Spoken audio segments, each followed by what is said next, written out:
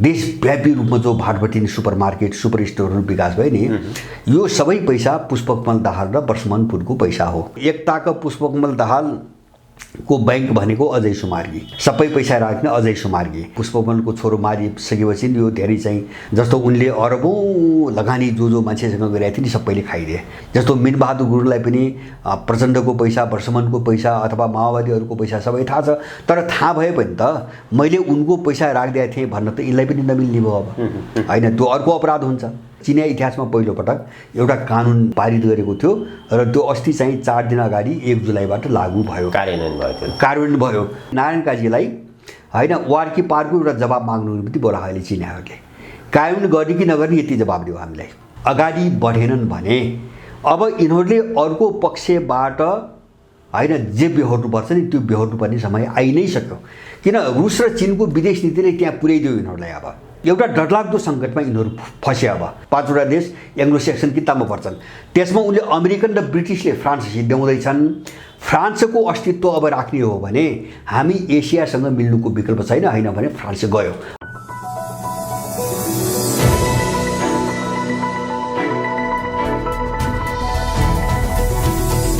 हिमाल online TV विश्वभरिबाट हिमाल online television हेरिरहनुभएका हजुरहरू सम्पूर्णमा हार्दिक नमन गर्दछु। आजको हाम्रो कार्यक्रमको विशेष अतिथि हुनुहुन्छ नेपाल र विश्व भूराजनीतिको विषयमा अत्यन्त गहिरो सूक्ष्म र मिहिन ढङ्गबाट अध्ययन चिन्तन गर्ने व्यक्तित्व राजनीतिक विश्लेषक त्रिमूल नेपालका अध्यक्ष भरत दाहाल।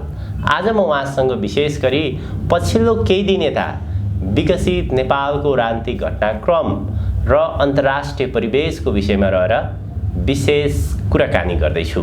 स्वागत छ दाजु हजुरलाई। हजुर धन्यवाद।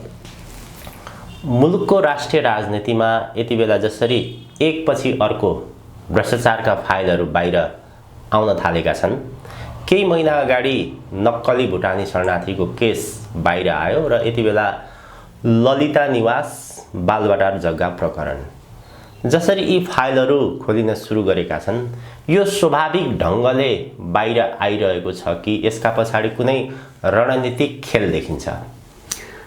मैले यसलाई दुईटा पाटोबाट हेर्छु र मलाई लाग्छ सबैले यसलाई अलिकति यसको चाहिँ अब एउटा सार्वभौम पाटो के हो र यसको चाहिँ स्थानीय पाटो के हो, दुईटै पाटोबाट हेर्नुपर्छ भन्ने चाहिँ मलाई लाग्छ।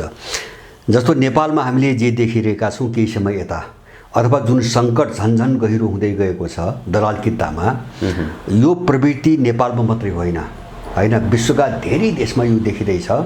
जुन देशहरूले नवउदारवादको नाममा होइन अहिलेसम्म एउटा बजारवादी उपभोक्तावादी अथवा चाहिँ व्यक्तिवादी चरम अराजक एउटा चाहिँ तपाईँको विचारको आधारमा राज्य प्रणाली अगाडि बढाए, त्यो एउटा दुर्घटनाको डिलमा चाहिँ पुग्दैछ अब होइन। जस्तो फ्रान्समा हामीले देखिरहेछौँ, फ्रान्स झन्नै थला परिसकेको अवस्था छ अहिले। अब चाहिँ सिङ्गो युरोपभित्र यो खालको नयाँ खालको एउटा जातीय द्वन्द्वको एउटा अवस्था सिर्जना भएको छ। त्यहाँको स्वरूप फरक छ होइन, यहाँको स्वरूप फरक छ।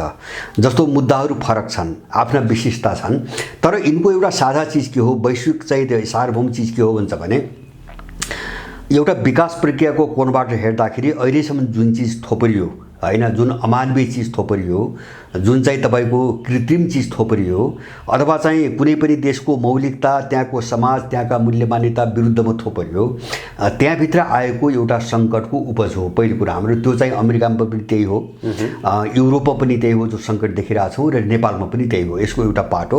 त्यस कारणले यसलाई मैले यो पाटोलाई वैश्विक रूपमा जो युक्रेन कडीका नाममा अथवा युक्रेन द्वन्द्वका नाममा जुन शत्रुतापूर्ण ध्रुवीकरण अगाडि बढेको छ त्यसको रिफ्लेक्सन, त्यसको एउटा असर हो यो नेपालमा जो देखिँदैछ, त्यसको असर हो। यहाँ पनि त्यो सङ्कटग्रस्त हुन थाल्यो एउटा पाटो। अब यसको अर्को पाटो चाहिँ आफ्नो स्थानीय पाटो हुन्छ, स्थानीय सन्दर्भ हुन्छ। जस्तो यहाँ कस्तो छ भन्छ भने जस्तो अहिले चाहिँ तपाईँको काङ्ग्रेस एमाले माओवादी मधेसवादीदेखि लिएर अब यो केही वर्ष यताको चाहिँ हामीले परिदृश्य हेऱ्यौँ भने जस्तो यिनीहरूभित्र टुटफुटका प्रक्रियाहरू चाहिँ अथवा चाहिँ जुट्ने प्रक्रियाहरू अथवा चाहिँ तपाईँको अब एउटै पार्टीभित्र चाहिँ विद्रोहका चाहिँ तपाईँको प्रक्रियाहरूदेखि लिएर समीकरण चाहिँ कस्तो समीकरण बनाएपछि अब यिनलाई परिचालन गर्ने कुनै शक्तिलाई फाइदा हुन्छ होइन। जस्तो इन्डियन त्यसैमा लागेको छ, अमेरिकन त्यसैमा लागेको छ, युरोपियन त्यसैमा लागेको छ। अब वैश्विक राजनीतिमा उनका बिचमा जो अलिकति मतभेद बढ्दै गए त्यसले चाहिँ यहाँभित्र पनि त्यो पावर सेन्टरहरूका बिचमा मतभेद बढ्दै गए। त्यो मतभेदले तिनलाई सञ्चालन गर्ने जो ग्याङहरू छन् नि ग्याङहरूका बिचमा पनि मतभेद बढ्दै गए होइन। जस्तो लगभग एउटै हिजोसम्म हामीले एउटै भनी बुझेको शेरबहादुर र चाहिँ गगनको ग्याङका बिचमा चाहिँ शत्रुतापूर्ण सम्बन्ध स्थापित भयो। एमालेभित्र चाहिँ केपी ओली र माधव नेपालहरू शत्रुका रूपमा खडा भए। माओवादीभित्र त्यही हालत छ, कोही शत्रु छन्, कोही हिजो शत्रु भनिएकाहरू चाहिँ मिल्न कोसिस गरिरहेका छन् आदि इत्यादि। अब त्यस कारणले अब यससँग सङ्घर्षसँग जोडिएको एउटा के हुन्छ भने साम्राज्यवादी शक्तिहरूले एउटा विश्वव्यापी उनको जो विकास प्रक्रिया जो नकारात्मक चाहिँ एउटा टेन्डेन्सीसँग अगाडि बढिरहेको छ, अब यसलाई रोक्नको निम्ति उनले नेपालमा जे रणनीति प्रयोग गरिरहेका छन् त्यहाँबाट एउटा सङ्कट उत्पन्न भइरहेछ। जस्तो तपाईँले सुरुमा उठाउनु भयो नि भुटानी केस कहाँबाट आयो भन्छ भने त्यो अमेरिकनहरूले नेपालमा आफ्नो हात माथि पार्नुको निम्ति एउटा अराजकता वातावरण सिर्जना गर्न खोजेका छन्। अराजकता जस्तो यिनमाथि दबाब पनि दिने, अब त्यस्ता केसहरू बाहिर ल्याएर यिनमाथि दबाब पनि दिने, काम गराउने, ध्रुवीकरण गर्ने। अब अहिले जो छन् यिनको सापेक्षतामा अलिकति भरपर्दो एउटा जत्थालाई अगाडि पनि बढाउने त्यो रणनीति अन्तर्गत ल्यायो। त्यो उनको समस्या पनि भयो नेपालको भू राजनीतिमा, किन उनले एमसिसी ल्याइसकेपछि जति सहज ढङ्गले यो जाला भनी सोचेको थिए त्यस्तो भएन होइन। किन अन्तर्राष्ट्रिय सन्तुलन पुरै उल्टियो, समीकरण उल्टियो। उल्टिसकेपछि त्यसको असर नेपालमा पनि पर्यो।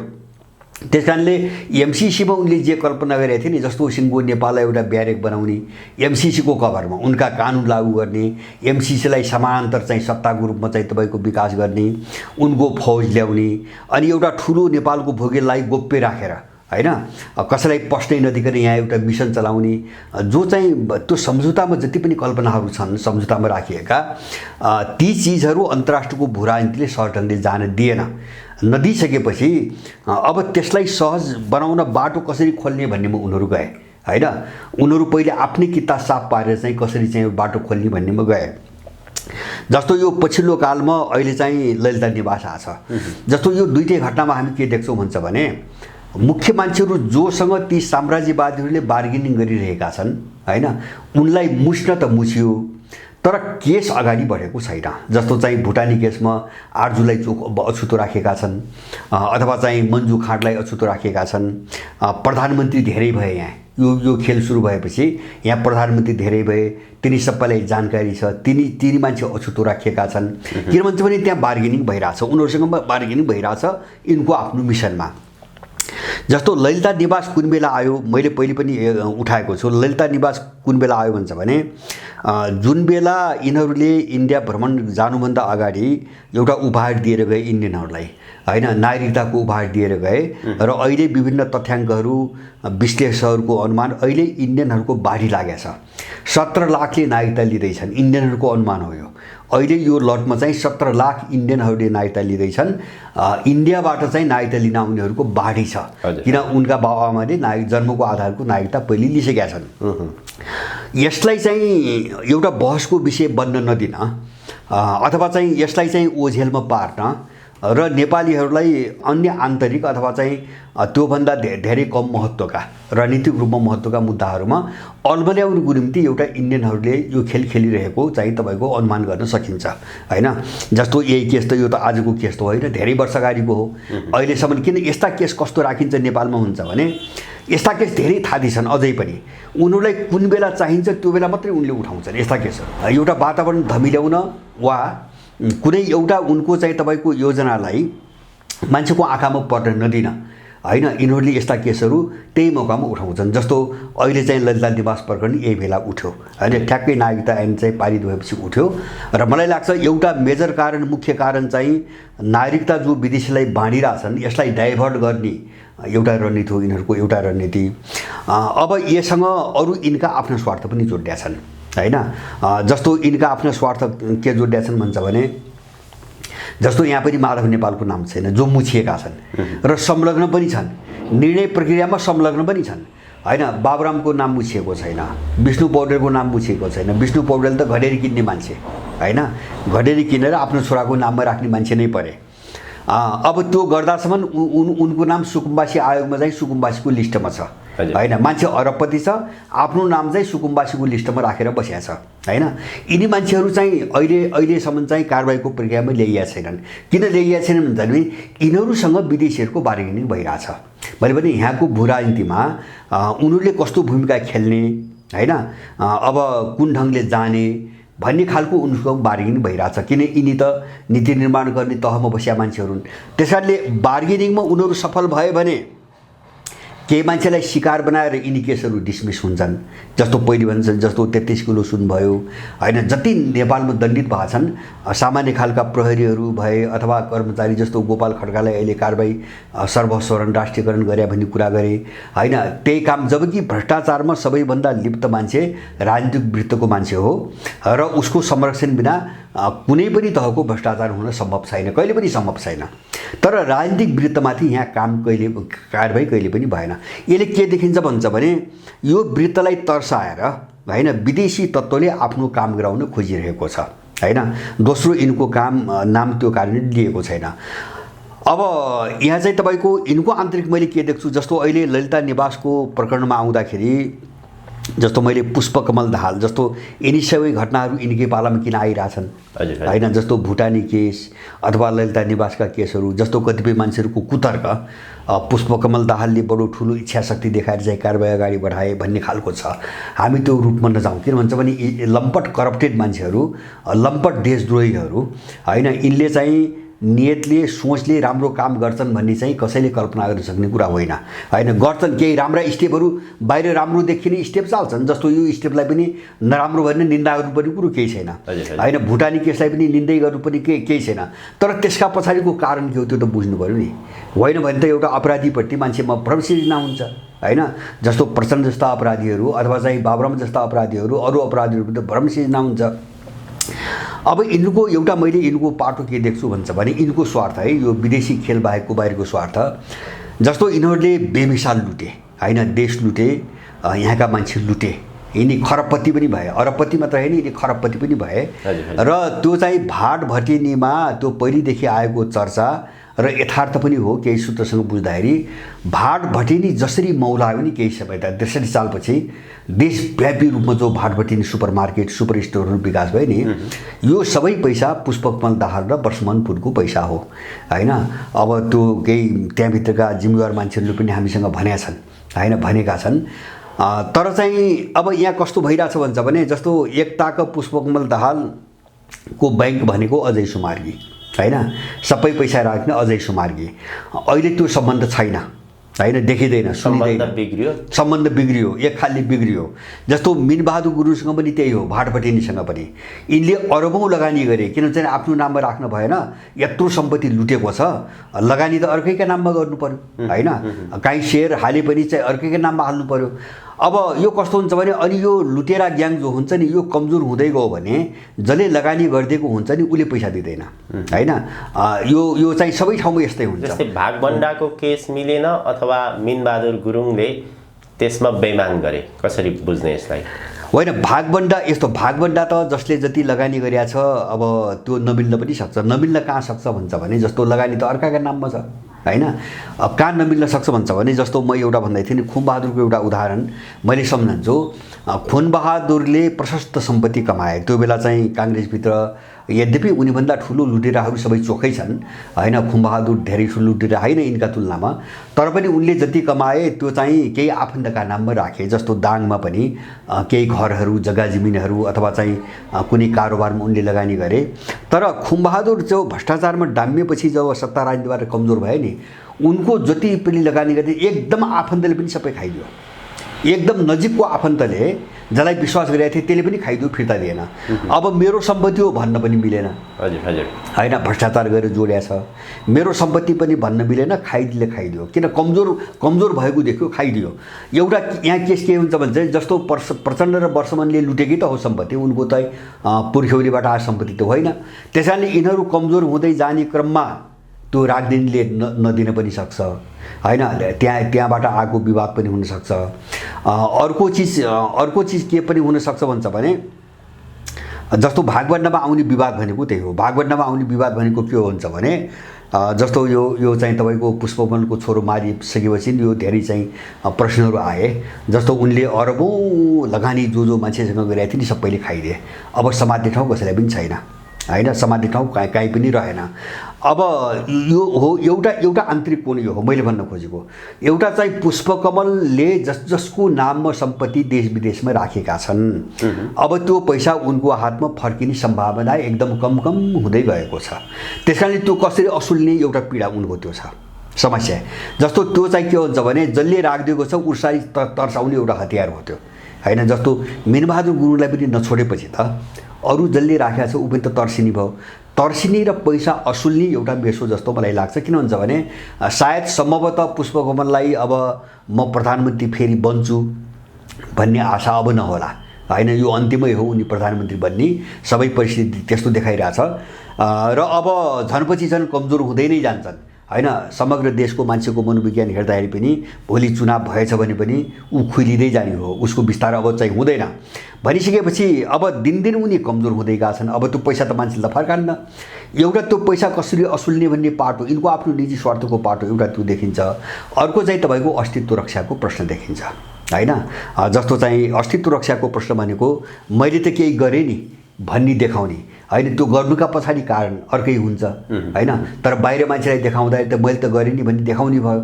अनि त्यो देखाउने र जो चाहिँ उनीहरूको संगठनात्मक अस्तित्वमाथि चुनौती आइरहेछ, यसलाई चाहिँ तपाईँको रोक्ने, कमसेकम पनि रोक्ने र कसरी जोगिने, सत्ता राजनीति भित्र एउटा चाहिँ अलिकति महत्त्व राख्ने, एउटा शक्तिको रूपमा कसरी बाँच्ने भन्ने एउटा समस्या पनि छ। मैले भने दुई खालको समस्या।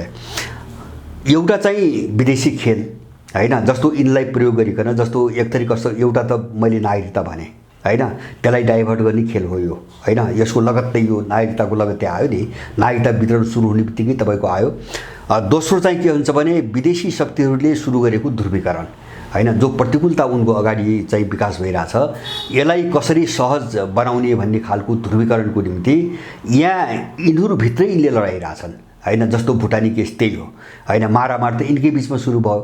अब यो ध्रुवीकरणको दोस्रो चाहिँ तपाईँको प्रयास उनका पाटा, र यिनको पाटो चाहिँ एउटा चाहिँ तपाईँको अस्तित्व रक्षाको प्रश्न भयो। अर्को चाहिँ तपाईँको अब यिनको जो लुटको सम्पत्ति हो नि, यो लुटेको सम्पत्ति कसरी जोगाउने र फिर्ता गर्ने भन्ने एउटा ठुलो चुनौती यिनका अगाडि छ। यिनी विभिन्न कारणले आएका हुन्, तर जो राजनीतिक वृत्तमा टचै गरेनन् यिनले, छोएनन् नि। भुटानी केसमा पनि छोएनन्, माथिल्लो तहलाई यसमा पनि छोएका छैनन्। र यसबाट म के बुझ्छु भन्छ भने यो पनि विदेशीहरूको सहुलियत हो, होइन। त्यो विदेशीहरूको स्वीकृति बिना म के कल्पनै गर्दैन भन्छ भने यिनले जति पनि चिजमा हात हाल्छन् नि देशभित्र अथवा जे गर्छन् त्यहाँ चाहिँ विदेशीको सल्लाह, उसको निर्देशन र उसको सहमति बिना यिनले कुनै पनि काम अगाडि बढाउँछन् यो मैले विश्वासै गर्दिनँ। र कसैले नगरोस् विश्वास, म सबैलाई भन्न चाहन्छु। किन विशुद्ध यिनी मिसनमा, होइन, पालिएका र उठाइएका यिनी कर्मचारी मात्रै हुन्। त्यस कारणले यो अहिले कर्मचारी तन्त्रमा चाहिँ तपाईँको अब गिरफ्तारी सुरु गर्ने, पोलिटिकल वृत्तलाई चाहिँ तपाईँको छोडिदिने जो छ नि, यो सबै विदेशी गेम हो यो। किन विदेशी कहाँ लागिरहेछ भन्छ भने पोलिटिकल वृत्तमा रहेका मान्छेहरूसँग बार्गेनिङ गरिरहेछ। अब तैँले काम गर्छ चाहिँ गर्दैनस्, होइन। खलबल्यो नि, शक्ति सन्तुलन खर गर्यो। अनि यो विश्वको ध्रुवीकरणले त के भयो भन्छ भने नेपालको भू राजनीतिमा अमेरिकन इन्डियन एउटा इन्ट्रेस्ट, एउटा अमेरिकनको अर्को, युरोपियनको अर्को, चिनिया अर्को, रसियन अर्को इन्ट्रेस्ट पनि देश देशमा चाहिँ फाट्न थाले यहाँ त। त्यसले गर्दाखेरि त्यो विभाजनले यिनीहरूभित्रै एउटा त गठबन्धनभित्रै र स्वयं पार्टीभित्रै पनि ध्रुवीकरण सुरु गर्यो। त्यस कारणले अब यो ध्रुवीकरणमा यिनीहरू सत्तामा रहने मान्छेहरूलाई प्रयोग गर्नको निम्ति जुन उसको प्रतिस्पर्धा छ, त्यो प्रतिस्पर्धाले पनि काम गरिरहेछ। त्यो अर्थमा कतिसम्म जान्छ हेरौँ, कतिसम्म जान्छ। र अहिले यिनले राजनीतिक वृत्तलाई छुँदैनन्। मलाई लाग्छ यिनीहरूले सरेन्डर गर्छन्, आत्मसमर्पण गर्छन्। आत्मसमर्पण गरेपछि राजनीतिक वृत्त बाहेक बाँकीलाई दण्डित गरेको नाटक गरेर, केहीलाई दण्डित गरेको नाटक गरेर यिनले सामसुम बाँड्छन्। अब तिनी कर्मचारी पनि कहाँ छन्, जो फसे नि जो पक्रिया छन् उनी पनि कहाँ छन् भन्छ भने यिनले फसाएका हुन्, पहल यिनको हो। जस्तो ललिता निवास भने पनि निर्देशन यिनकै हो, निर्णय यिनकै हो, त्यो त सबै थाहा छ। जस्तो मिनबहादुर गुरुङलाई पनि प्रचण्डको पैसा, वर्षमनको पैसा अथवा माओवादीहरूको पैसा सबै थाहा छ। तर थाहा भए पनि त मैले उनको पैसा राखिदिएको थिएँ भन्न त यिनलाई पनि नमिल्ने भयो अब, होइन? त्यो अर्को अपराध हुन्छ, होइन? अब बदला लिउँ भने पनि चाहिँ नसक्ने अवस्थामा छन्। जस्तो कर्मचारीले जो गरे त्यो त गरे नि त, गैर कानुनी एउटा अपराध त गरे, देशविरुद्ध अपराध त गरे ललिता निवास प्रकरणमा। अब त्यो अपराध मैले चाहिँ फल्नाले भनेर गरे हुँ भन्ने बित्तिकै त्यो गरेको स्वीकार हुन्छ। अब त्यो भन्न सक्ने हालतमा पनि यिनी छैनन्। नभइसकेपछि त्यही कमजोरीबाट फाइदा उठाएर आफू जोगिने, बचाउ गर्ने र चाहिँ तपाईँको अब यो केस चाहिँ डिसमिस गर्ने एउटा खेल अगाडि बढिरहेछ। तर मेरो एउटा विश्वास के हो भन्छ भने होला यसलाई चाहिँ एउटा कोणबाट चाहिँ अब टुङ्ग्याएको नाटक गर्लान्। तर यस्ता घटनाहरू नेपालमा अब बढ्दै जान्छन्, किन विकासको प्रक्रियाको कोणबाट, होइन? जो विकासको रुझान मैले हेर्छु नि, समाज विकासको जो रुझान छ नेपालमा पनि विश्वमा पनि, त्यो रुझानले के भन्छ भने यिनको कित्ताभित्र गहिरो सङ्कट सुरु भयो। त्यो चरण, त्यो एउटा प्रक्रियामा गइसक्यो। त्यो प्रक्रियालाई, वस्तुगत प्रक्रियालाई रोक्ने सामर्थ्य यिनीसँग हुँदैन। यस्ता घटनाहरू भोलि पनि आउँछन्। र मैले सुनेको के हुन्छ भने एनसेलको काण्ड बाहिर आउँदैछ अरे, होइन? त्यो तयारीमा एनसेल कम्पनी छ। किन भन्छ भने उसँग यिनले 16 अरब रुपियाँ खाएका छन्, होइन? त्यो चाहिँ नेपाललाई मार्न उसले तिर्नुपर्ने जो कर थियो 62 अरबभन्दा बढीको कर, त्यो कर यिनले 28 अरबमा झारे, उसँग 16 अरब खाएर झारे। तर अहिले त्यो मुद्दा चाहिँ एनसेलले हार्यो, सिङ्गापुरमा हारिसकेपछि अब ठुलो चाहिँ तपाईँको दण्डमा परिरहेछ।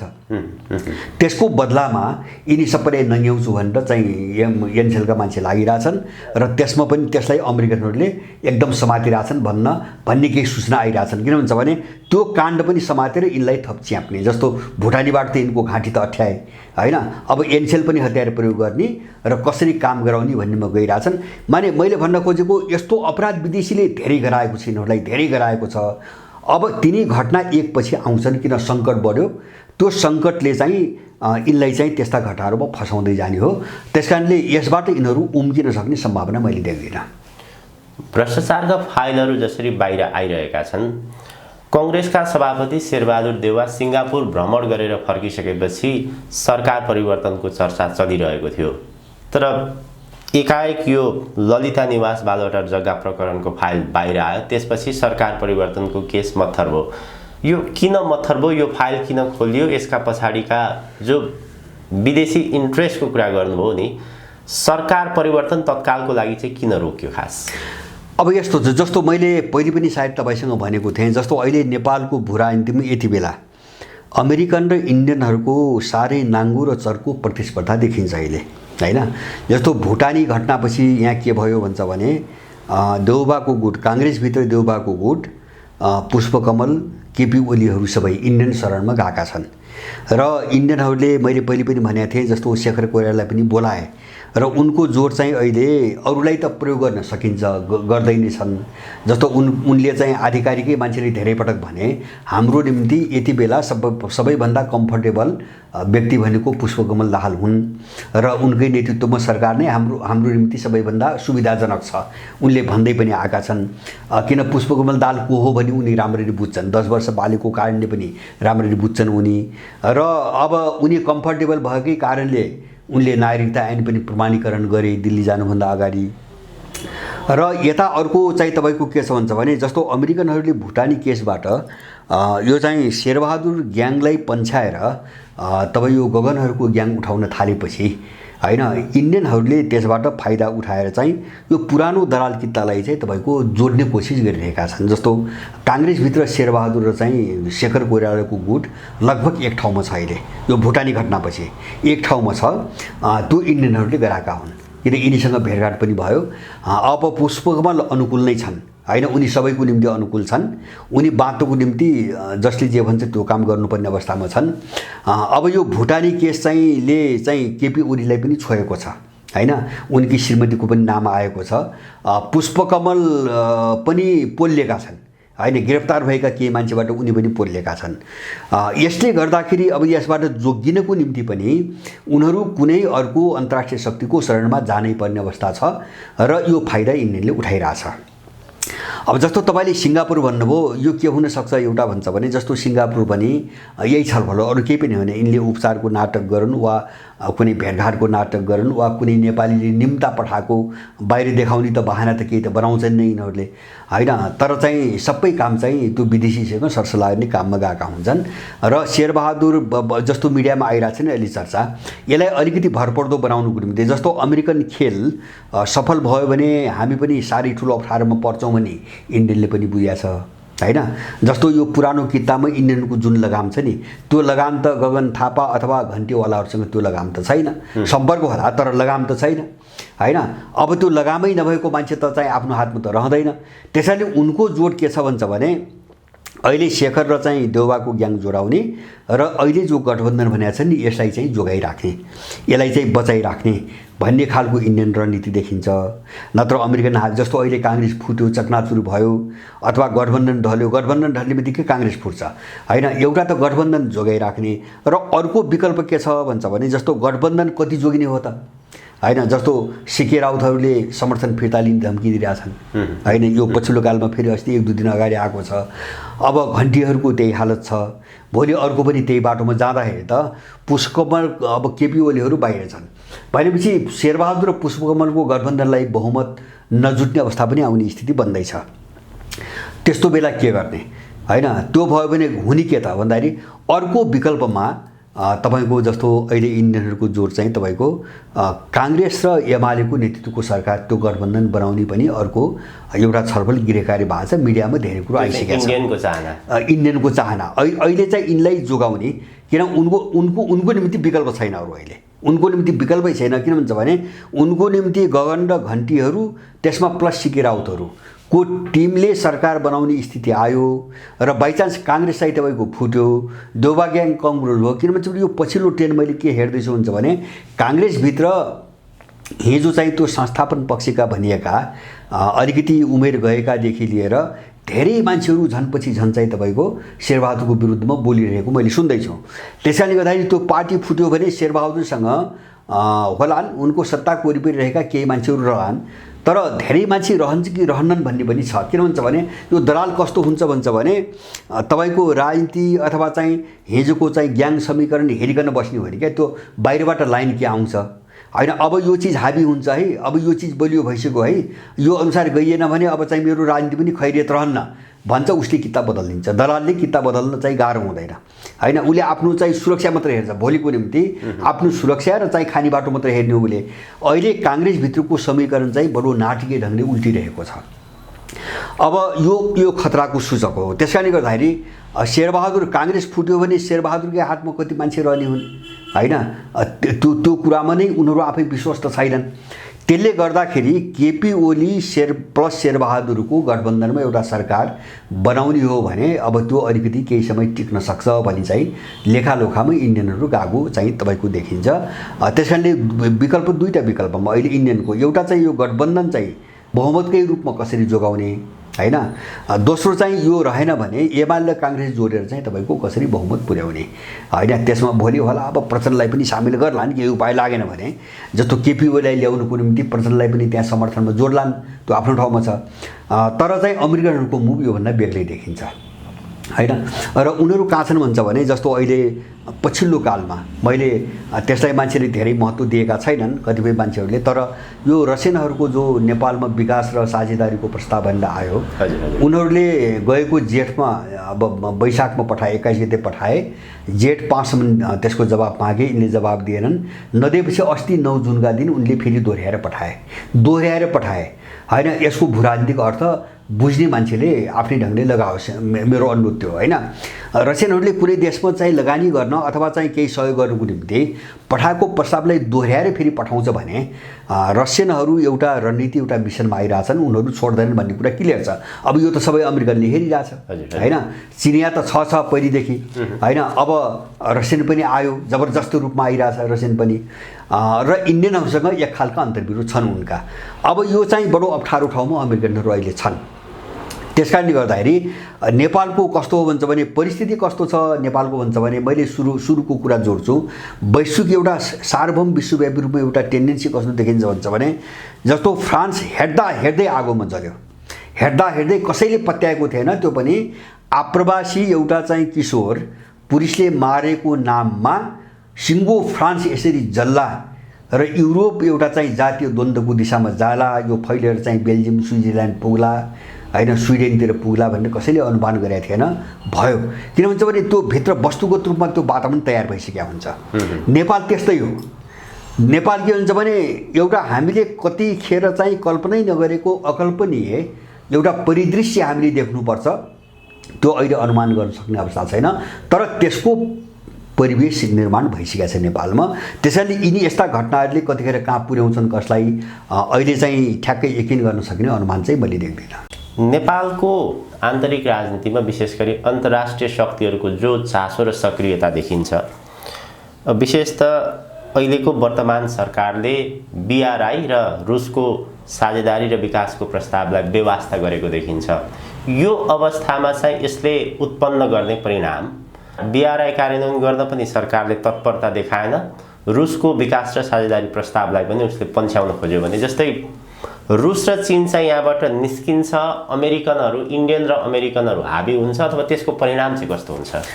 अब हेर्नुहोस्, मैले त बारम्बार भनेको छु, जस्तो बाहिर हेर्ने मान्छेहरू अब बोक्रामा हेर्ने, रूपमा हेर्ने धेरै मान्छेहरूले यस्ता मान्छेहरू छन् जसले चाहिँ पश्चिमी शक्ति अझै छ, अमेरिका भनेको महाशक्ति हो, कहाँ त्यसै सितिमिति ढल्छ आदि इत्यादि धेरै कुराहरू गर्छन्।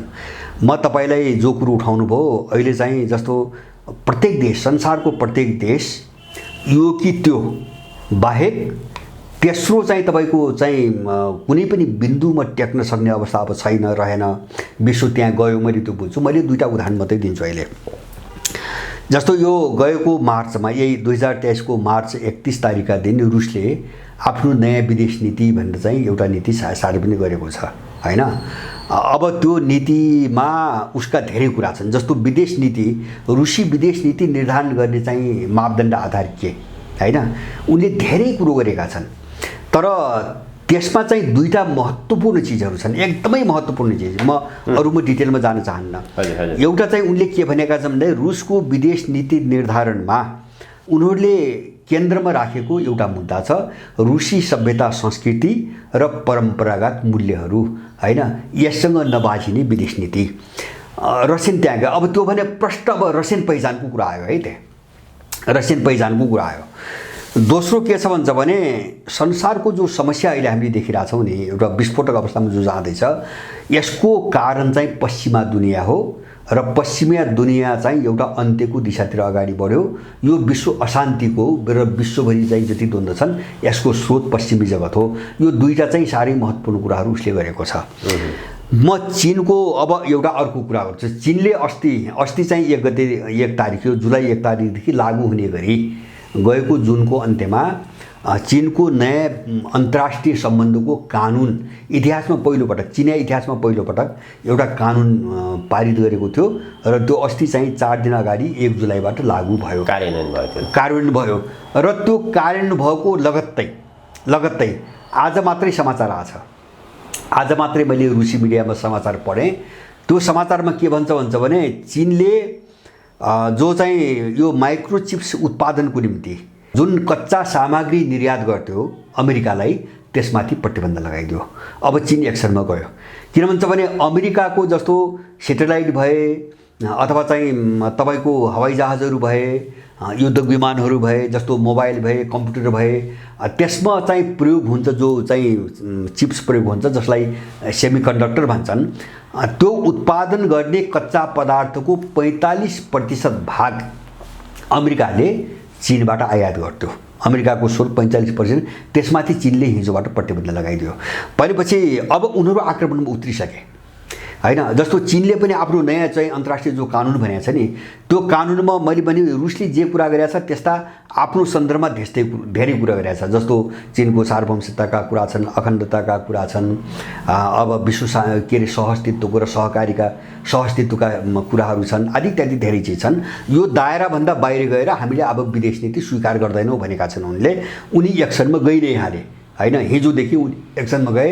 अब त्यो 45% कच्चा पदार्थ अमेरिकाले कहाँबाट आपूर्ति गर्ने होइन भनेपछि अमेरिका थला पर्न सुरु गरिसक्यो भने विश्वको भूराजनीति कहाँ गयो भन्छ भने अब चाहिँ त्यो चाकडी चाप्लुसी हुन्छ नि बाहिर। जस्तो यहाँको दलालले गरिरहेछ नि, काम एउटाको गर्ने, CIA र EU को काम गर्ने, पैसा खाने, अनि चाहिँ बाहिर मुखले चाहिँ तिमी पनि मित्र शक्ति हौ, तिमी पनि मित्र देश हौ, हाम्रो चाहिँ प्रगाढ मित्रता छ भनेर चाप्लुसी गर्ने होइन। चीन र रुससँग चाप्लुसी गर्ने तर उनका जरा काट्ने होइन। जस्तो BRIसँग सम्झौता त यिनले गरे हो नि, त किनले रोके? त अमेरिकनले रोकाए, इन्डियनहरूले रोकाए। सम्झौता गर्ने, कानुन नगर्ने होइन। जस्तो मैले पाएको एउटा जानकारी, नारायण काजीलाई होइन वार कि पारको एउटा जवाब माग्नु पनि बोलायो अहिले चिनियाहरूले। कानुन गर्ने कि नगर्ने यति जवाब दियो हामीलाई। उनीहरू छोड्नेवाला छैनन्, अब आइसके।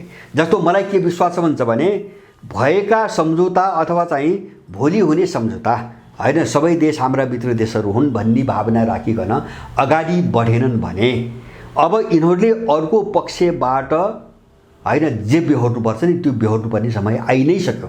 किन रुस र चीनको विदेश नीतिले त्यहाँ पुर्याइदियो यिनीहरूलाई। अब मैले त्यति भन्न खोजेँ हो। त्यस कारणले यहाँ चाप्लुसी गरेर, चाकरी गरेर होइन, चौकीदारीको गरेर एउटा कसैको चौकीदारी गर्ने, अर्कोसँग चाहिँ के अरे चाहिँ चिल्ला मिठा कुरा गरेर यो चल्ने अवस्था छैन। न विश्वको भूराजनीतिले त्यो अनुमति दिन्छ, न नेपालको भूराजनीतिले त्यो अनुमति दिन्छ।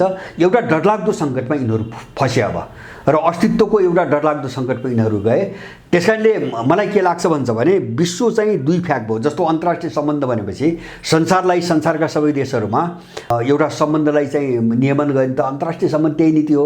अब चीनले पनि आफ्नै जारी गर्यो, इतिहासमा पहिलोपटक कानुन बनायो होइन।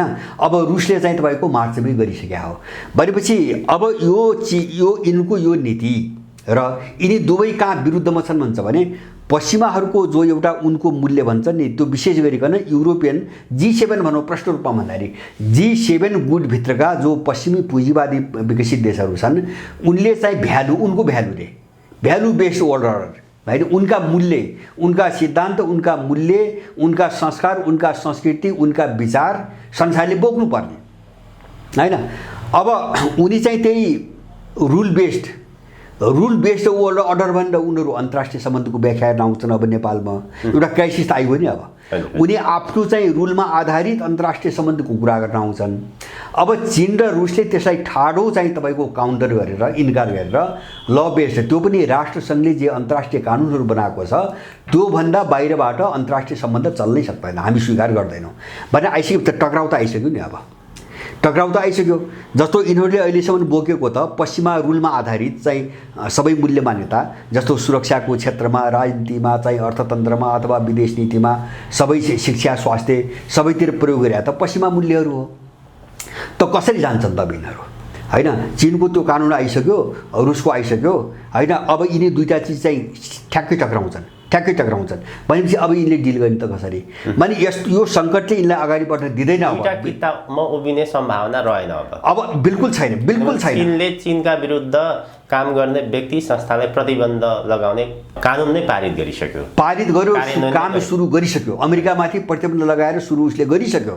र यसले के सङ्केत दिन्छ भन्छ भने अमेरिकालाई चीनले धराशायी बनाउँदैछ। अब म त्यस्तो बुझ्छु। जस्तो डलर चाहिँ समाप्त पारेदेखि लिएर होइन, उसको इन्ट्रेस्टमा उसको चाहिँ कानुनमा के परिभाषा गरिरहेछ भन्छ भने चीनको सार्वभौमिकता, चीनको क्षेत्रीय अखण्डता होइन, जसभित्र ताइवान पनि पर्छ, क्षेत्रीय अखण्डता लगायत चाहिँ जस्तो चीनको राष्ट्रिय हित र चिनिया जनताको हित, यिनी कुराहरूको विरुद्धमा जसले काम गर्छ त्यसका विरुद्धमा कठोरतापूर्वक प्रस्तुत हुने होइन। अब उसँगको अन्तर्राष्ट्रिय विदेश सम्बन्ध त्यही ढङ्गले निर्धारण गर्ने भनेर कानुन चाहिँ 1 तारिखबाट लागू भइसकेपछि अब चाहिँ 4 दिन अगाडि यो संसार जस्तो थियो, जसरी थियो जुन सन्तुलनमा, त्यो सन्तुलनको अन्त्य भइसकेको छ। मैले बुझेको त्यति हो। त्यसैले गर्दाखेरि अब कसरी सोच्ने भन्ने कुरा हो। त्यो सोच्ने एउटै भएछ मलाई लाग्छ त्यो कमन बाटो हुन्छ। जस्तो हामी चाहिँ तपाईँको चीनले आफ्नो विदेश नीति निर्धारण गर्ने चाहिँ जे पारित गरेका छ त्यो वा रुसले जे गरेका छ होइन त्यसलाई आत्मसात गर्नुपर्छ त्यो हामीले भन्नु हुँदैन। म त्यो भन्न चाहन्न, म भन्दैन भने। तर चाहिँ म के भन्छु भन्छ भने पश्चिमा मूल्य मान्यता उनको रुलमा आधारित जो चिज नेपालमा लागू गर्यो नि यसलाई परित्याग नगरिकन अब यहाँको शासक वर्ग अब चाहिँ चल्न सक्दैन, एक डेग अगाडि बढ्न सक्ने मैले सम्भावना देखिनँ। या भने ठुलै मुठभेडमा यिनीहरू जानुपर्छ, आफ्नो अन्त्यको परिकल्पना गर्दै यिनीहरू जानुपर्छ। त्यो भनेको के हो भन्छ भने चीन र रुसले पनि के भनेको छ त हाम्रो मान त भनेको छैन उनले भनेको के हो भन्छ भने अन्तर्राष्ट्रिय कानुनले जे भन्छ त्यो अनुसार जाने हो र सबै देशले आफ्नो विदेश नीति बनाउँदा आफ्नो देशको हित र त्यहाँको मान्छेको हित हेरिकन बनाउने हो। बस नेपालले चाहिँ आफ्नो हित हेरिकन बनाए भइगयो नि।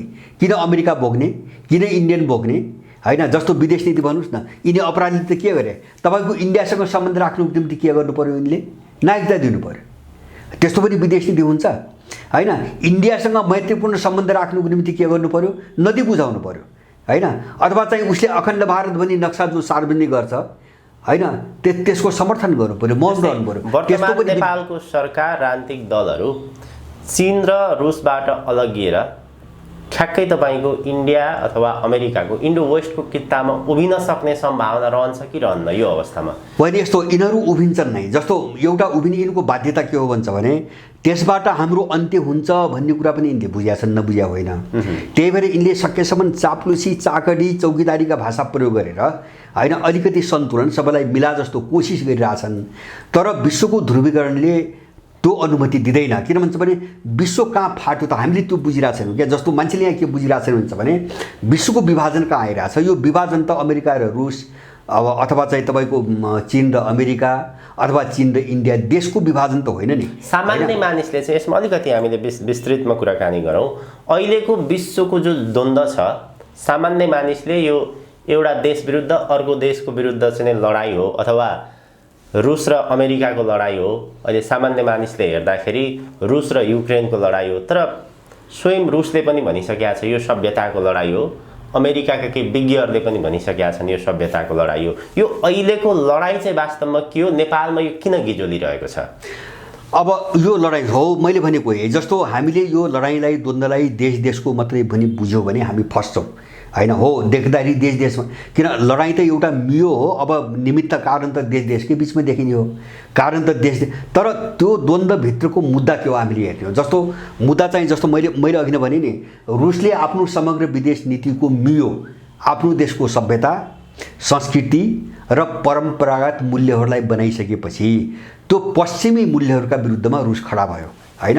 माने सभ्यताको लडाइँ हो। जस्तो चिनियाहरूले जे गरे नि होइन, चिनियाहरूको पनि सभ्यताको लडाइँ हो, लडाइँको एउटा पार्ट हो। जस्तो मैले भन्छु नि त्रिआयामिक लडाइँ छ विश्वमा अहिले। जस्तो त्यसको एउटा आयाम चाहिँ बजार हो, आर्थिक आयाम हो होइन। दोस्रो आयाम पावरको हो, राजनीतिक शक्तिको हो र तेस्रो आयाम सभ्यता संस्कृति र सभ्यताको लडाइँ हो। यो तीनटा लडाइँमा तीनै क्षेत्रको जो पावर शक्ति हो नि त्यो पश्चिमबाट पूर्वतिर सिफ्ट हुँदै आयो। बस पश्चिमाहरूमा आएको सङ्कट त्यही हो। जस्तो बजारको कोणबाट कुरा गर्छु, आर्थिक मन्दी र डिप्रेसन रिसेसन हुँदै डिप्रेसनको दिशातिर त युरोप र अमेरिका गयो नि त होइन। रुस पनि गएको छैन, रुस पनि तपाईँको माइनसमा गएको छैन, उसको आर्थिक वृद्धि दर उसको जिरोमा पनि पुगेको छैन रुसको। तर माइनसमा कसको गयो, युरोपियनको गयो, अमेरिकनको गयो। चीन त बढेको बढै छ होइन। जस्तो दुई तीनटा मुद्दा छन् यहाँ हामीले हेर्ने। एउटा चाहिँ तपाईँको जस्तो ग्लोबल साउथ सोलिडेरिटी भन्ने एउटा मुद्दा उठ्यो, व्यापक रूपमा आइरहेछ। ग्लोबल साउथ भनेको विकसित पुँजीवादी पश्चिमा देशहरू बाहेक बाँकी संसारको एकजुटता। यसमा एक ढिक्का छ दुनियाँ सबै, ल्याटिन अमेरिका अफ्रिका एसिया सबै एक ढिक्का छ होइन। ग्लोबल साउथ भनेपछि त्यो पश्चिमका विरुद्धमा लडाइँ हो सबै पाटोमा, त्यो आर्थिक पाटोमा, राजनीतिक पाटोमा वा चाहिँ तपाईँको सभ्यताको पाटोमा। त्यसकारणले अब लडाइँ कहाँ गयो त भन्छ भने हामीले सोच्ने के हो त भन्छ भने जस्तो त्यहाँ मुद्दा उठिरहेको छ नि, जस्तो बहुध्रुवीय विश्व मल्टिपोलर चाहिँ वर्ल्डका कुराहरू उठिरहेछन्। अब त्यस्ता पोलहरू विकास पनि भइसके धेरै बाहिर। जस्तो ल्याटिन अमेरिका एउटा पोल बनिसक्यो, अफ्रिका एउटा पोल बनिसक्यो, मध्यपूर्व अर्को पोल बनिसक्यो होइन। आसियान क्षेत्र चाहिँ एउटा पोल बन्दैछ। युरेसियन क्षेत्रभन्दा रुसले अब त्यत्रो सङ्गठन बनाइरहेछ, सारा गरिरहेछ। पोल बनिरहेछन्, भोलि कति बन्ने हुन् थाहा छैन। र चाहिँ जस्तो नयाँ विश्व व्यवस्था भनेका छन्, विश्व व्यवस्था भनेको के हुन्छ भने जस्तो अहिलेको लडाइँमा उठेको एउटा मुद्दा न्यारेटिभ के हो भन्छ भने जस्तो पश्चिमाहरूले भनिरहेछन्, युरोपियन अमेरिकनले के भनिरहेछन् भन्छ भने चीन र रुस, विशेष गरिकन चीन हाम्रो जो चाहिँ न्यारेटिभ हो नि यसको चाहिँ डरलाग्दो चाहिँ चुनौती भएर आयो हैन, डरलाग्दो खतरा। न्यारेटिभ बनाए के, त्यो न्यारेटिभ बनाए के त भन्छ भने उनका आफ्ना मूल्यहरू हैन, उनका आफ्ना मूल्यहरू। त्यसकारणले जस्तो नयाँ विश्व व्यवस्था भनेर अहिले चीन र रुसले उठाएको के हो भन्छ भने कुनै पनि देशको व्यवस्था प्रणाली भन्ने कुरा आर्थिक, राजनीतिक, सामाजिक, सांस्कृतिक सबै व्यवस्था प्रणाली, समग्र व्यवस्था प्रणाली अथवा राज्य प्रणाली भन्नुहोस् नि, राज्य प्रणाली भन्ने कुरा कुनै पनि देशले आफ्नो सापेक्षता र आवश्यकतामा आफै तय गर्ने कुरा हो, त्यो अर्काले तय गरिदिनु भएन हैन। जस्तो अहिले चाहिँ नवउदारवाद, वेस्टर्न पश्चिमाहरू रुल बेस्ड अर्डर भने के राजनीतिक प्रणाली पनि यिनले भने मान्नुपर्ने रे हामीले हैन। अनि विकासको मोडेल पनि यिनले बनाएको अपनाउनु पर्ने हैन। जस्तो सामाजिक नीति पनि यिनले जे भन्छन्, जस्तो यहाँ साम्प्रदायिकता फैलाए नि हैन, उनकै भ्यालु हामीले बोक्नुपर्ने मान्नुपर्ने। जस्तो शिक्षा स्वास्थ्य उनकै चाहिँ तपाईँको भ्यालु उनकै रुलमा जाँदाखेरि सारा व्यापारीकरण भएर स्वाहा भयो। शिक्षा स्वास्थ्य सुरक्षा नीति सबै उनको मान्नुपर्ने। लडाइँ यहाँ हो। त्यसकारणले रुस र चीनको भनाइ के हुन्छ भने जुन देशको आवश्यकता जे हो त्यही गर हैन। जस्तो कुनै पनि देशका नागरिकहरूको आन्तरिक व्यवस्था प्रणालीमा हस्तक्षेप नगर्ने, हस्तक्षेप कसैले गर्न पाइँदैन, त्यो निर्यात गर्न पनि पाइँदैन हैन। डेमोक्रेसी भनेको त त्यो देशको सार्वभौमिकताको अखण्डताको सुरक्षा र त्यो देशको मान्छेको हित न होला।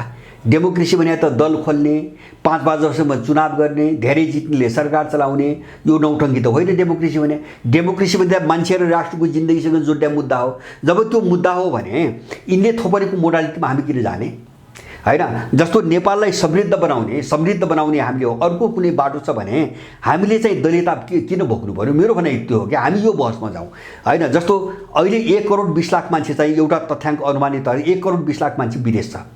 नेपाल रित्तो भइसक्यो यहाँ हैन। त्यो मान्छे देशमा आएर गरी खान पाउँछ, शान्तिसँग सुखसँग बसेर पाउँछ, देश सार्वभौम बन्छ, स्वाधीन बन्छ भने हैन। अर्को बाटो बन्छ भने हामीले यही मोडालिटी पश्चिमाहरूले थोपलेको यही मोडालिटीमा हामी किन जाने, हामी विकल्प खोजौँ। जस्तो हामी प्रतिस्पर्धामा किन जाने, हामी समन्वयमा जाने किन सकेनौँ। देश बनाउने तपाईँको कुरो पनि त्यही हो, मेरो कुरो पनि त्यही हो भने हामीले मिलेर सरकार चलाउने, सत्ता चलाउने, देश चलाउने बाटोमा हामी समन्वयको बाटो हामी किन छोड्यौँ, किन उनको प्रतिस्पर्धा र निषेधको बाटो हामी रोज्यौँ। यस्ता धेरै चिज छन् बहस गर्नुको निम्ति। त्यसकारणले मोडालिटी समेत उनले जो थोपरे नि अहिले चीन र रुसको लडाइँ त्यही हो। र मेरो भनाइ के हो भन्छ भने हो यो मुद्दामा हामी दृढतापूर्वक रुस र चीन जहाँ लडिरहेछन् हामी त्यहाँ उभिनै पर्छ, किन हाम्रो सङ्कट पनि त्यही हो। उनको विदेश नीति उनको कुरा हो, रुसहरूको रुसीको कुरा हो। हाम्रो विदेश नीति कस्तो हुन्छ हामी यहाँ बनाऊँ, आफ्नो देश हेरिकन बनाऊँ। तर पश्चिमाले थोपरेको उनको रुल बेस्ड जो भन्छ नि यसलाई परित्याग नगर्दासम्म नेपाल चाहिँ उभो लाग्दैन। यस कोणबाट मैले यो विश्वको जो ध्रुवीकरण युक्रेन द्वन्द्व भन्छ नि त्यो द्वन्द्व हाम्रो पनि लडाइँ हो है, म त्यो पनि भन्छु, हाम्रो पनि लडाइँ हो। त्यसमा नेटो पराजित हुनु भनेको हाम्रो जित हुनु हो। त्यसकारणले त्यो द्वन्द्वमा रुसले जे मुभ गरेको छ त्यो बिल्कुल जायज छ, त्यो विश्व शान्तिको निम्ति पक्षमा छ। अब फस्ने गलत मान्छे फस्यो त हामी के गर्ने। त्यस्ता मूर्खहरू अमेरिकनहरूको निम्ति फ्रान्समा बहस भइरहेको छ अहिले। तपाईँ फ्रान्समा बसेका नेपालीहरूलाई मैले 2 जना साथीहरूलाई फोन गरेँ हिजो, लामो कुराकानी भयो मेरो। फ्रान्समा एउटा जनमत जबरजस्त के बन्दैछ अरे भन्छ भने Anglo section ग्रुपले France सिद्ध्याउँदैछ। Anglo section भनेको विशेष गरेर अमेरिकन र ब्रिटिसहरूलाई भने आउँथ्यो हैन। त्यसपछि क्यानाडा, न्युजिल्यान्ड र अस्ट्रेलिया पनि पर्छ। 5वटा देश एङ्ग्लो सेक्सन किताबमा पर्छन्। त्यसमा उनले अमेरिकन र ब्रिटिसले फ्रान्स सिद्ध्याउँदैछन्। फ्रान्सको अस्तित्व अब राख्ने हो भने हामी एसियासँग मिल्नुको विकल्प छैन हैन भने फ्रान्स गयो। अब त्यो बहस सुरु भएको छ अरे फ्रान्समा, उनीहरू त्यहाँ ठाउँमा गइसके हैन। त्यो त बुझिरहेको छ के कारणले फ्रान्स यस्तो भयो हैन। फ्रान्स त तपाईँको गएको 6 महिना यता फ्रान्समा आगजनी मात्रै छ। सुरुमा चाहिँ मन्दीका विरुद्धमा ज्याला वृद्धिको माग गरे, महँगी घटाउने माग गरे, त्यो अहिले पनि रोकिया छैन। त्यसपछि पेन्सनको उमेरको विरुद्धमा आगो बल्यो फ्रान्समा, त्यो अहिलेसम्म चलिरहेछ। अहिले आएर चाहिँ त्यो एउटा आप्रवासीको चाहिँ हत्यालाई लिएर फ्रान्स चाहिँ पुरै खरानीमा परिणत हुँदैछ। माने युरोप अब गिरुद्धमा गयो, युरोप जाति युद्धको दिशामा गयो होइन त्यो कसले गरायो त भन्दाखेरि एङ्ग्लो सेक्सन ग्रुपले गरायो होइन यही चाहिँ नवउदारवादी मूल्य मान्यताले गरायो त्यो त मान्छेले बुझ्न थाल्यो नि हामी बुझ्ने कि नबुझ्ने त देश यस्तो हामी केमा गर्व गर्छौँ भने क्या मैले भने यहाँका मान्छेहरूलाई मेरो प्रश्न हामी केमा गर्व गर्छौँ देश यस्तो भयो होइन आधा जनसङ्ख्या नेपालभित्र छैन गयो अब सबै मान्छे चाहिँ देश विदेशीले भर्न थाले त हामी केमा गर्व गरिरहेका छौँ केलाई प्रजातन्त्र भनिरहेका छौँ केलाई उपलब्धि भनिरहेका छौँ यो त अपराधीले बोल्ने भाषा हो होइन त्यही साम्राज्यवादीले चलाएको कुतत्वले बोल्ने भाषा हो यो त्यसैले यिनी सबै विषयमा हामी अलिकति राम्रोसँग सोच्ने ठाउँमा पुग्यौँ भने मलाई लाग्छ यहाँ जबरजस्त लडाइँ हुन्छ अब लडाइँ सुरु पनि गर्नुपर्छ र त्यसको निम्ति हामीलाई अगाडि बढ्ने र जित्ने वातावरण एकदम अनुकूल भएर गइरहेछ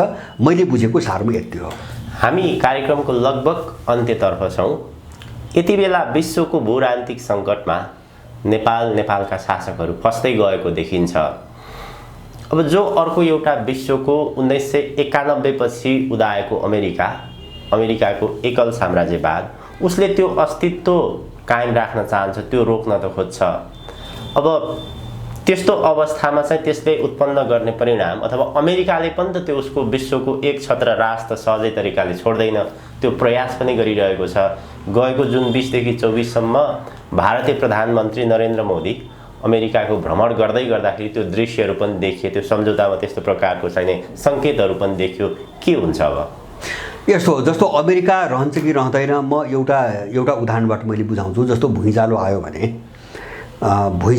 भने तपाईँको त्यो जग्गैबाट जब हल्लिन्छ नि त्यो भवन रहन्न ढल्छ सबै तलैबाट जान्छ तर तपाईँ त्यो भवनलाई भत्काउन माथि घन लगाएर अथवा कुनै चिजले डङ गर्नुभयो भने टुक्रा टाक्री निस्किने हुन् होइन पिसमा चाहिँ तपाईँको टुट्ने फुट्ने हो त्यो समग्र संरचनामा त्यसले असर केही पनि पुर्याउँदैन अहिले त्यो हो मैले भने नि विकासको प्रक्रिया होइन सोसल डेभलपमेन्ट एउटा प्रोसेस हुन्छ नि दुनियाँको समाज कतातिर गइरहेछ भन्ने कोणबाट हेर्ने हो भने जस्तो उनीहरूले भनिरहेको छन् एउटा शब्द प्रयोग गरिरहेछन् त्यो साह्रै महत्त्वपूर्ण छ होइन टेक्टोनिक चाहिँ तपाईँको मुभ भनिरहेको छ टेक्टोनिक जस्तो भूगर्भमा जो प्लेटहरू हुन्छ नि भूकम्पीय प्लेटहरू हुन्छ नि जस्तो यो इन्डियन प्लेट भन्छ होइन इन्डियन कन्टिनेन्ट उपमहाद्वीपको प्लेट भन्छ जस्तो यहाँ भुइँचालो आउँछ नि अब एउटा प्लेट एकदम सर्दैछ उनको भनाइ पनि त्यही छ पश्चिमाहरूको एउटा चाहिँ तपाईँको भूगर्भीय प्लेट होइन आफ्नो ठाउँ छोडेर अर्को ठाउँमा मुभ गर्दैछ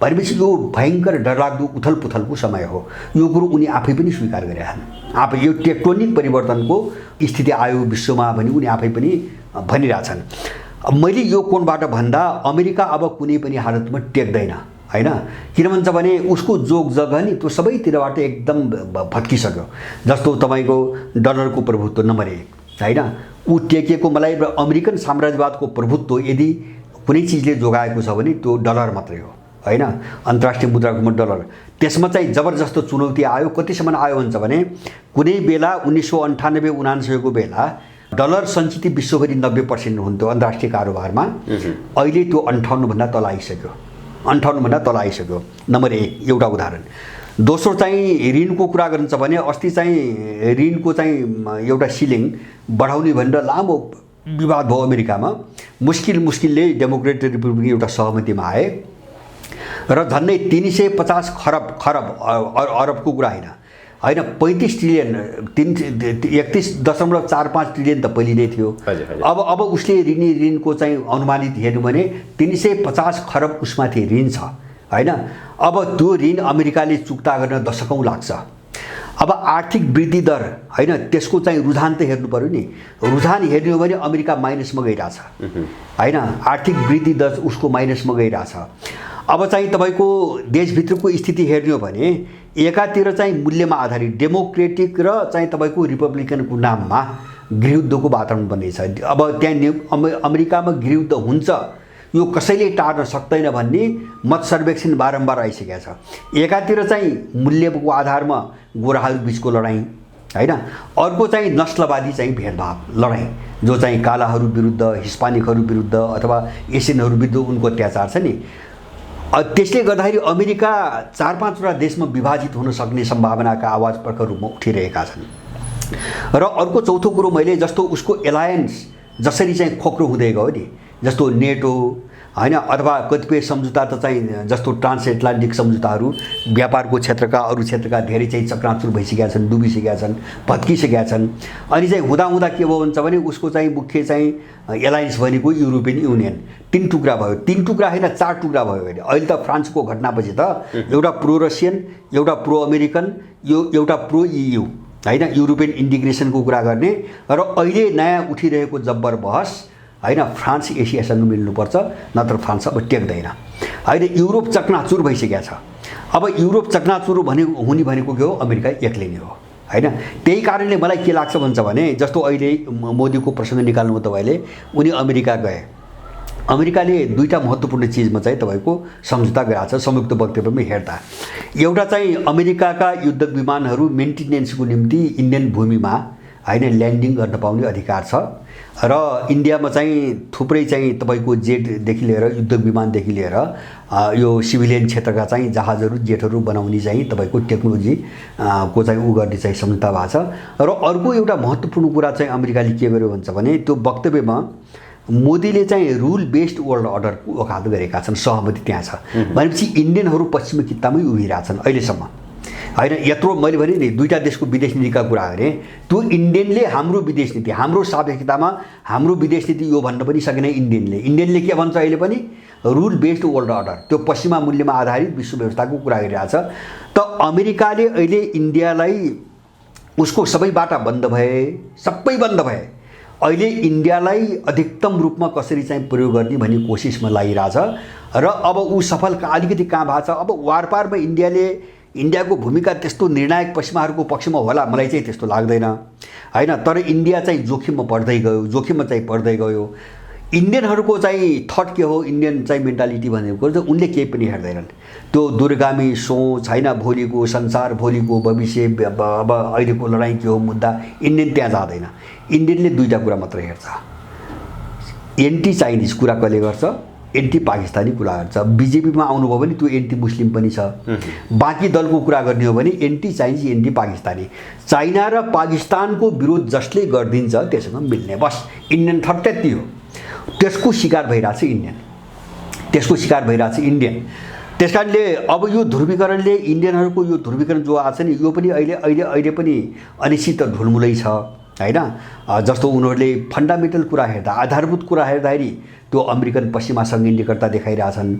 बाहिर बिजनेस भन्ने कुराहरू चाहिँ यिनी सहायक हुन्, सबैको बिचमा हुन्छ। जस्तो रुस र अमेरिका बिच भइरहेछ, चीन र अमेरिका बिच भइरहेछ, त्यो त आफ्नो पनि स्वार्थ हो, पैसा कमाउने कुरा हो त्यो। अब त्यो रुससँग त्यसको सम्बन्ध राखेको छ भन्दैमा रुससँग चाहिँ त्यो निकटता छ, म त्यो चाहिँ मान्दिनँ। इन्डियन अहिले पनि पश्चिमाहरूसँगै निकट छ, अमेरिकासँग निकट छ। त्यो पनि चीनलाई ठेगान लगाइदियो भने म चाहिँ सुपर पावर भन्छु एसियाको, बस इन्डियनको दिमाग त्यति हो। यसले चाहिँ इन्डिया चाहिँ यो ध्रुवीकरणको बिचमा, त्यो त बुझ्या होला नि त सबैले, रसियनले पनि त बुझ्या छ।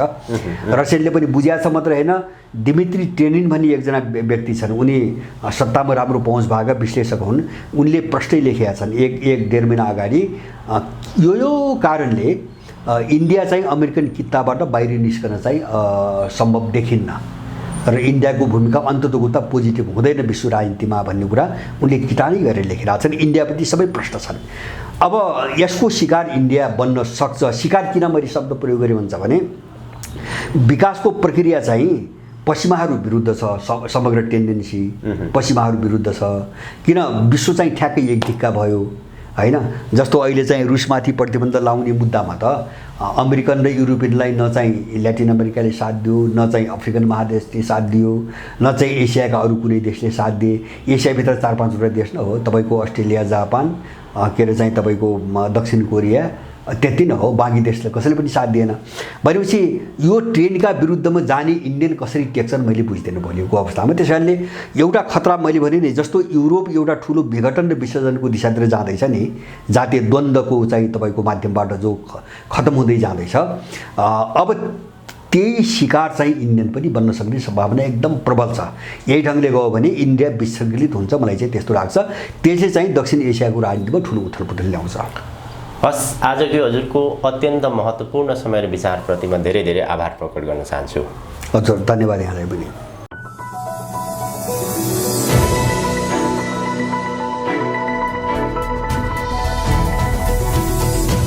हिमाल अनलाइन टिभी।